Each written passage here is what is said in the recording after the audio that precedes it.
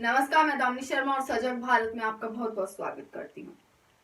आज हम एक ऐसे मुद्दे के बारे में बात करने जा रहे हैं जिसने पिछले कुछ दिनों से अपनी एक पकड़ बनाई हुई है और पिछले कुछ महीनों से हम देख रहे हैं एक किसान बिल का मुद्दा जो अभी तक नहीं सुलझा है और गर्मा गर्म छाया हुआ है। दिन प्रतिदिन विवाद जो है किसान बिल को लेकर वो बढ़ते जा रहे हैं।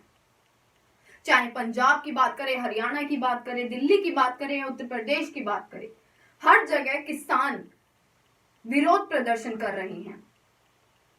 सबसे पहला सवाल तो यही खड़ा होता है, आखिर क्या वजह है इन विरोध प्रदर्शन की और क्या मांग है किसानों की। जिस प्रकार आप जानते होंगे कि जून 2020 को सरकार 3 अध्यादेश लाई थी, जिसकी जगह सितंबर में सरकार ने 3 बिल पेश किए।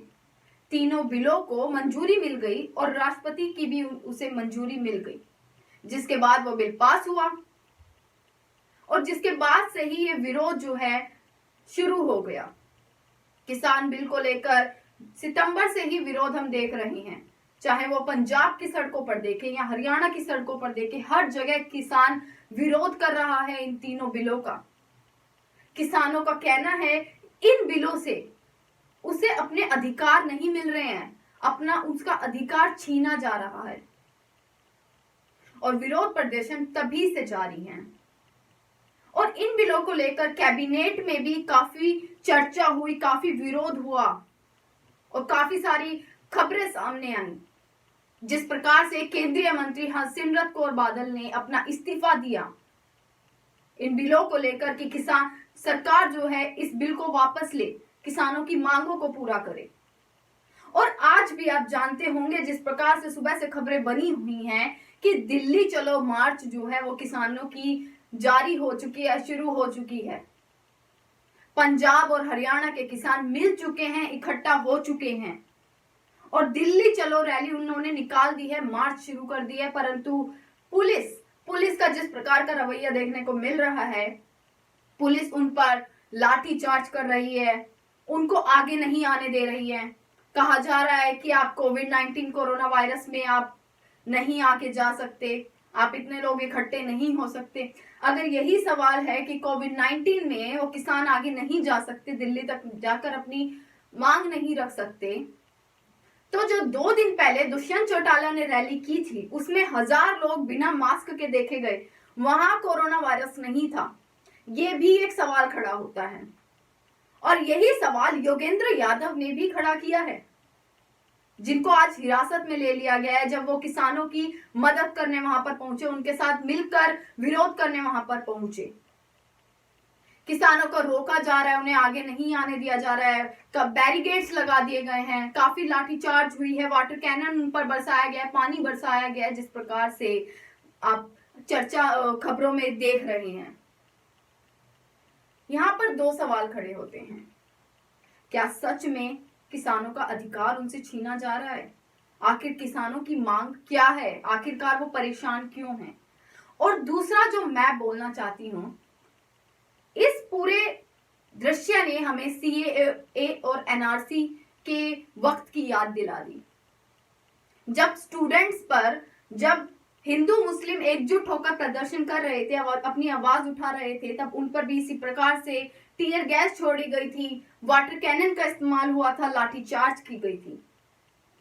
तो क्या समझे, क्या इस लोकतंत्र में किसी को अपने अधिकार मांगने का हक नहीं है? किसी को अपने तर्क और वितर्क बोलने का अधिकार नहीं है? कुछ मांग करने का अधिकार नहीं है? तो किस लोकतंत्र में हम जी रहे हैं? चलिए अब आपको बताते हैं कि आखिरकार किसान क्यों परेशान है और क्या उनकी मांगे हैं जो अब तक पूरी नहीं हुई है। इतना समय हो गया है, उनकी मांगे पूरी नहीं हो रही हैं। आपको दिखाते हैं कि किस प्रकार से आज का जो पूरा उनका दिल्ली चलो जो मार्च रहा है, पुलिस का किस प्रकार से रवैया रहा, क्यों आखिरकार परेशान है किसान, कब तक उनकी ये समस्या सुलझेगी। तीनों बिलों के मुख्य प्रावधान और किसानों को कैसे है नुकसान, आपको बताते हैं। पहला बिल कृषि उत्पाद व्यापार व वाणिज्य कानून 2020। राष्ट्रपति से मंजूरी मिलने के बाद इस कानून के तहत अब किसान देश के किसी भी हिस्से में अपना उत्पाद बेचने के लिए स्वतंत्र है। इससे पहले की फसल खरीद प्रणाली उनके प्रतिकूल थी। किसानों के मुताबिक आपको इस बिल से जुड़ी बातें बता देते हैं। किसानों का कहना है कि इच्छा के अनुरूप उत्पाद को बेचने के लिए वो आजाद नहीं है, भंडारण की व्यवस्था नहीं है, इसलिए वे कीमत अच्छी होने का इंतजार नहीं कर सकते। खरीद में देरी पर एमएसपी से काफी कम कीमत पर फसलों को बेचने के लिए मजबूर हो जाते हैं। कमीशन एजेंट किसानों को खेती व निजी जरूरतों के लिए रुपए उधार देते हैं। औसतन हर एजेंट के साथ 50 से 100 किसान जुड़े होते हैं। अक्सर एजेंट बहुत कम कीमत पर फसल खरीदकर उसका भंडारण कर लेते हैं और अगले सीजन में उसकी एमएसपी पर बिक्री करते हैं। नए कानून से किसानों को ऐसे होगा लाभ, अपने लिए बाजार का चुनाव कर सकते हैं। अपने या दूसरे राज्य में स्थित कोल्ड स्टोर, भंडारण गृह या प्रसंस्करण इकाइयों को कृषि उत्पाद बेच सकते हैं। फसलों की सीधी बिक्री से एजेंट को कमीशन नहीं देना होगा, ना तो परिवहन शुल्क देना होगा, ना ही सेस या लेवी देनी होगी। इसके बाद मंडियों को ज्यादा प्रतिस्पर्धी होना होगा। दूसरा आपको कानून बता दे तो मूल्य आश्वासन व कृषि सेवा कानून।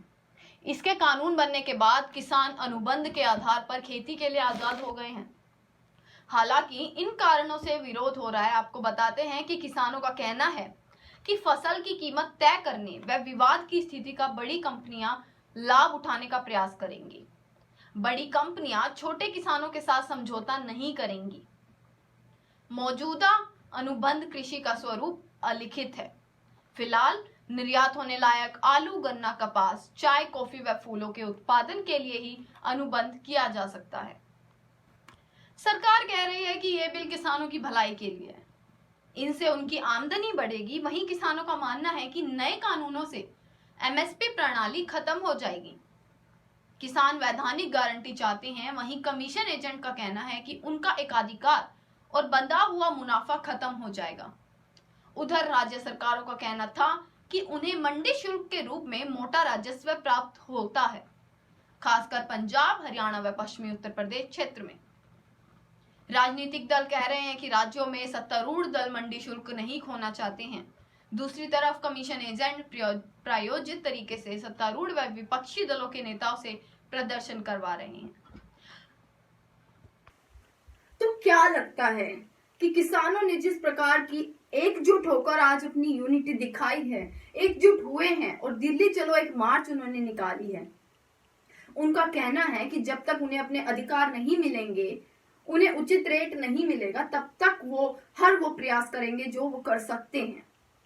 तो देखना यह है कि कब सरकार किसानों की बात सुनेगी, कब सरकार इस पर एक्शन लेगी, क्योंकि जहां तक हम जानते हैं हर बार विरोध प्रदर्शन होता है और सरकार कोई एक्शन नहीं लेती है। तो क्या इस बार किसानों के अधिकार के लिए सरकार अपने फैसले को बदलेगी या नहीं, यह जानना बाकी है। देश दुनिया की तमाम खबरों को जानने के लिए चैनल को लाइक करें, सब्सक्राइब करें व ज्यादा से ज्यादा शेयर करें। बहुत बहुत शुक्रिया।